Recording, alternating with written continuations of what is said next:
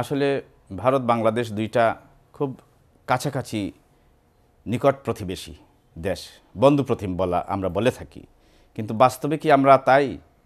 আমাদের মধ্যে অনেক ধরনের সমস্যা রয়ে গেছে। বাংলাদেশে কোন সরকার আসবে, ভারতের স্বার্থ, তাদের ট্রান্সশিপমেন্ট, তারপর তাদের পোর্ট, বাংলাদেশে পোর্ট তাদের ব্যবহার করতে দেবে কিনা, সেগুলো দিয়ে তার সরকার পরিবর্তনে হস্তক্ষেপ করত। বাংলাদেশ দুর্বল, আমাদের সেনাবাহিনী, আমাদের বিমান বাহিনী, নৌবাহিনী, অর্থাৎ প্রতিরক্ষা ব্যবস্থা ভারতের চেয়ে অনেক দুর্বল।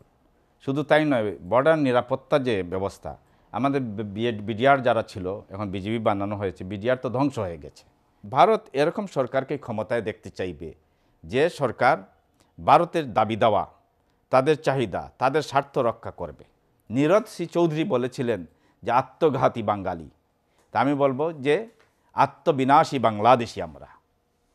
আমরা আমাদের প্রভুদের মনোরঞ্জনের জন্য, ক্ষমতায় টিকে থাকার জন্য আমরা সত্যকে সত্য বলতে পারি না। আমাদের জমি বিকিয়ে দেই, সমুদ্র বিকিয়ে দেই, স্বার্থ বিকিয়ে দেই।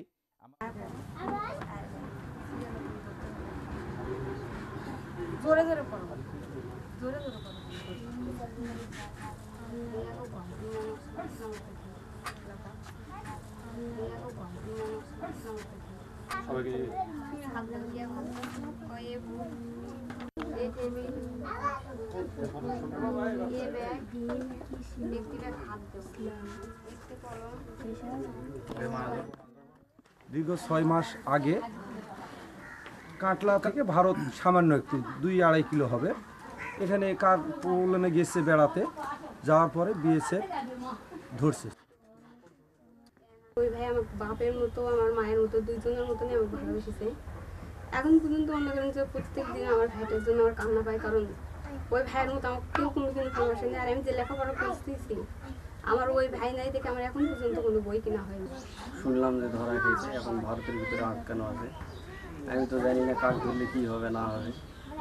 মানুষও এত কিছু মনে করেন সহযোগিতা আমাদের করে না, গরিব মানুষ। আমার ভাইটার সঠিক সংবাদ কিভাবে আছে, কেন কি কারণে ধরা পড়লো, এটা সরকার থেকে যদি সহযোগিতা করতো তাহলে পরে আর কোনো কিছু জানার দরকার ছিল না। দেশ যদি মা হয়, তবে আমরা সবাই এর সন্তান। এই 56,000 বর্গমাইল আমাদের ঠিকানা।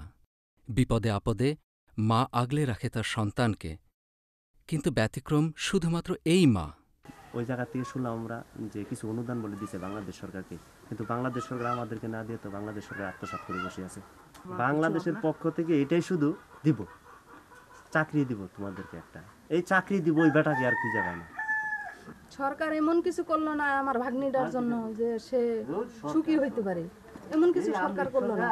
তারপর সরকার এরকম লোক পাঠাইয়া দিয়ে এইগুলা লেখে টেখে নিয়ে আমাদের নিবানো আগুন জ্বালাইয়া দিয়ে কি লাভ?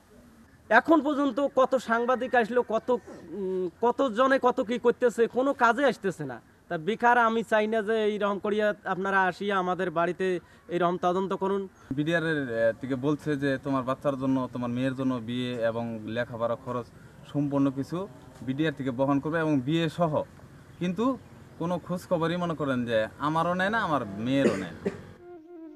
বিএসএফের গুলিতে নিহত ক্ষতবিক্ষত সন্তানকে বা তার পরিবারকে এই দেশ গালভরা আশ্বাস ছাড়া দেয়নি আর কিছুই। সীমান্তের এক গ্রামে এক পথচারীর কথা শুনে আমরা থমকে গিয়েছিলাম। আমাদের দেখে তিনি বলে উঠেছিলেন, ভারত মারে, তোমরা গোনো। আমরা গুনছি, লাশ গুনছি, ভোট গুনছি, আর সেই দিন গুনছি। কবে আসবে সেই দিন?